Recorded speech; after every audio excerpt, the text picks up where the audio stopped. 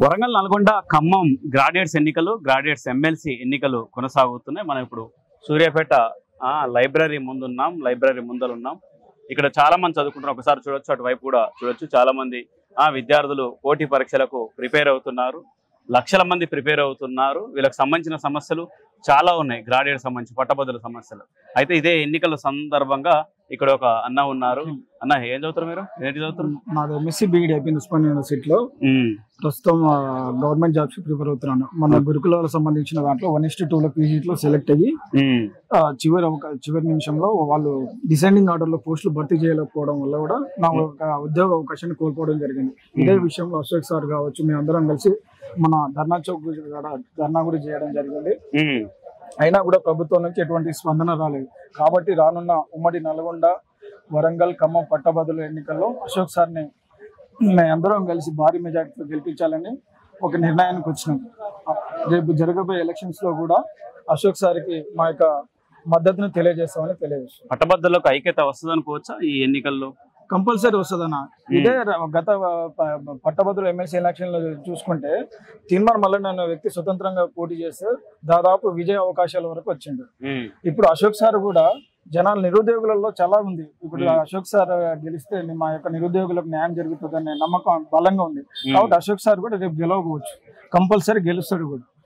అశోక్ సార్ని గెలిపించే బాధ్యత మా నిరుద్యోగులం అంతా మా భుజస్కంధాలకు తీసుకుంటామని తెలియజేస్తున్నాం. ఓకే, మీరంతా పట్టాలి పీజీలు ఇవన్నీ చేశారు కదా.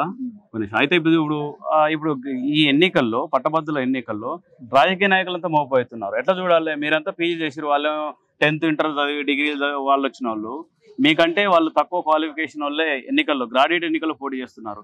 ఎట్లా చూస్తారు? గ్రాడ్యుయేట్ పట్టభద్రుల ఎన్నికల్లో ఏ రాజకీయ పార్టీలు అయినా కూడా రాజకీయ నాయకులకు కాకుండా ఒక విద్యావంతులకు అనేది చెప్పండి సీట్ ని కేటాయించారు. అటువంటిప్పుడు ఒక విద్యావంతుడు ఎన్నికైతే అతనికి నిరుద్యోగ సమస్యలు, అదే విధంగా విద్యారంగంలో ఎటువంటి సమస్యలు ఉన్నాయో తెలుస్తుంది. అంతేకాకుండా ఉపాధ్యాయులకి సమస్యలు ఉన్నాయో తెలుస్తుంది.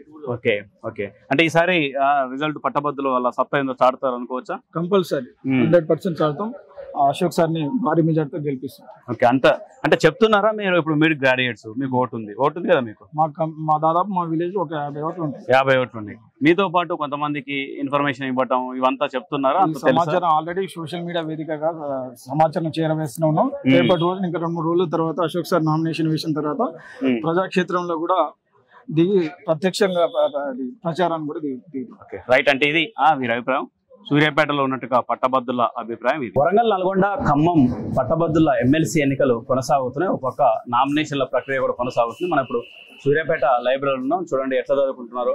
కాంపిటీషన్ ఎగ్జామ్స్ సూర్యాపేట, నల్గొండ, యాదాద్రి, భువనగిరి జిల్లా, ఈ జిల్లాల వాళ్ళు ఈ విధంగా పుస్తకాల పురుగుల్లాగా చదువుతున్నారు. కొన్ని ఏళ్ళ నుంచి చదువుతున్నట్టుగా ఆ విధంగా కూడా ఉంటుంది. ఎందుకంటే నోటిఫికేషన్ ఒక క్యాలెండర్ ప్రకారం రాకపోవడంతో, ఉన్నటువంటి ఒక పోస్ట్ కూడా ఎక్కువ లేకపోవడంతో ఈ విధంగా కొన్నేళ్ళ నుంచి పోరాడుతున్నాం అని చెప్పొచ్చు. మన దగ్గర ఒక మేడం చదువుతున్నట్టుగా మేడం ఉన్నారు. ఎంతకాలం నుంచి చదువుతున్నారు మేడం? 1.5 year. 1.5 year అని చదువుతారు. దేనికోసం చదువుతారు?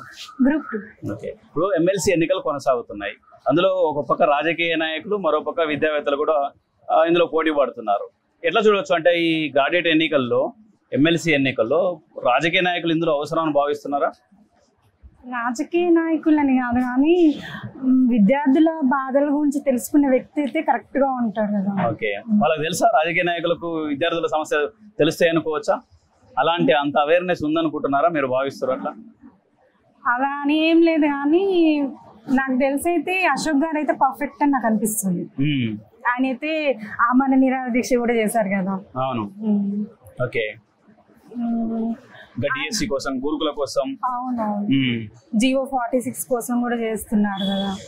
అతనైతేనే కరెక్ట్, అశోక్ గారు అయితేనే కరెక్ట్ అని నాకు అనిపిస్తుంది. మీ సమస్యలన్నింటినీ వివరించేందుకు, అంటే కౌన్సిల్ లో వివరించేందుకు కదమ్ము వారికి ఉందని భావించవచ్చు. అంతే, మా గురించి పోరాటం చేసే వ్యక్తి తనే అని, అతనే పర్ఫెక్ట్ అని నేను అనుకుంటున్నా. ఓకే, ఇంకేమేమి సమస్యలు ఉన్నాయి అంటే మీ విద్యార్థులకు సంబంధించి? పోస్టులు పెంచాలండి. మాకు పోస్టులు చాలా తక్కువ ఉన్నాయి గ్రూప్ 2లో. ఒక 1000 పోస్టులనే పెంచితే బాగుంటుందని మీ అభిప్రాయం. ఓకే రైట్ అంటే ఇది ఇదే విధంగా చదువుకున్నట్టుగా అందరి అభిప్రాయం కూడా ఇంచుమించు ఇదే విధంగా ఉంటుంది. కొన్నేళ్ళ నుంచి చదువుతున్నట్టుగా వీళ్ళకు కనీస వసతులు ఉన్నాయా మేడం? లైబ్రరీలో కావచ్చు, కొన్ని కాలేజీలో కావచ్చు, కానీ ప్లేసెస్ సరిపోవట్లేదు. కొంచెం లేట్ గా వస్తే ప్లేసెస్ సరిపోవట్లేదు. ఓకే ఈ విధంగా ప్లేస్ సరిపోయినట్టుగా పరిస్థితి కూడా ఉందని చెప్పుకోవచ్చు. లైబ్రరీలో ఇక్కడ బయట చదువుకుంటున్నారు రేకుల కింద, దాంతోపాటు ఇక్కడ కూడా ఈ హాల్లో కూడా చదువుకున్న పరిస్థితి. కాకపోతే సఫిషియెంట్ ప్లేస్ లేనట్టుగా విధంగా ఉంది. దీంతో ఒకే టేబుల్ కు చూడండి ఎంతమందో 8, 9, 10 మంది ఈ విధంగా రౌండ్ కూర్చొని చదువుతున్నట్టుగా పరిస్థితి కూడా ఉందని చెప్పుకోవచ్చు. ఈ విధంగా ఉన్నటువంటి పరిస్థితి చూడొచ్చు. అయితే వీళ్ళంతా కూడా రేపు జరుగుతున్నట్టుగా ఎమ్మెల్సీ ఎన్నికల్లో, గ్రాడ్యుయేట్ ఎమ్మెల్సీ ఎన్నికల్లో మా బాధలు తెలిసినట్టుగా వాళ్ళకే ఓటు చేస్తామన్నట్టుగా అభిప్రాయం వ్యక్తం చేస్తున్నారు పట్టభద్రులు.